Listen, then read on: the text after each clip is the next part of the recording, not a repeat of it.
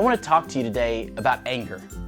This is actually a subject that many of you might be dealing with the teenagers in your home.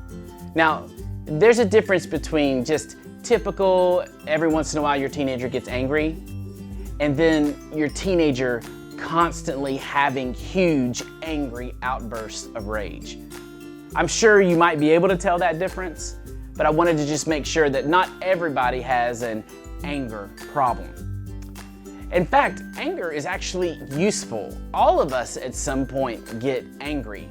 And God says in His Word, He doesn't say don't get angry. He says, in your anger, do not sin. Those are two very different things. Now, the purpose of anger is to speak to our hearts, and it tells us one very important message. Something needs to change. See, if I'm angry that people are sleeping on the streets and don't have a place to live, then I need to be a part of the change, and my heart is basically communicating to me through that anger that I have a passion to help the homeless community. You see, if you have a healthy view of anger, you can see that anger really communicates to our heart when something's going on and we don't like it and it needs to change. So we don't want to discourage anger in your teenagers completely. We just want to begin to teach them how to use anger constructively, to listen to our hearts. Now, I want to make a significant separation here between anger and rage. So a lot of you would say your teenager's having an anger problem. I would suggest that you would say your teenager's having a problem with rage. Now, these fits of rage are when your teenager loses control of themselves. Obviously yelling loudly, but maybe even being physical. It's these moments where they are probably afraid of their own selves because there is so much rage. Now, it's important, I believe, for us to understand that when we have a teenager that's struggling with rage, they don't have an anger problem. What they really have is a fear problem. See, rage is connected to fear, not anger. So when your teenager is having these huge bouts of rage, what they're basically saying to you is, I'm scared.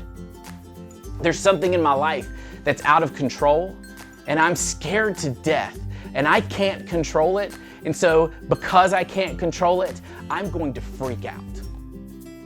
Now, think about in your own life, in the times that you've had fits of rage. Wouldn't it be true that there was something or someone that was scaring you ultimately and that was triggering that rage?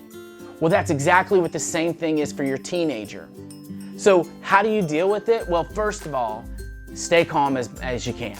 As much as possible, stay calm. If you match their rage with your rage, it's going to be that crazy cycle that's just going to spin out of control. We don't want that. So you have to be real disciplined with your emotions while they're being undisciplined with theirs. Secondly, once things calm down, once they've had a chance to get it out, if they need it, give them some space to calm down. Third and finally, once everything's calm and you get a chance to talk rationally and calmly, don't ask them the question, what made you so angry? Ask them the question, is there something going on right now that is scaring you to death? Tell me about it. Maybe I can help. At the very least, I can listen, because you are not alone. Man, how many of you would have loved to have heard that when you were a teenager and having fits of rage? Well, that's a gift that you can give to your teenager. So don't forget this. Rage is not connected to anger. It's connected to fear. Remember that the next time your teenager has that struggle.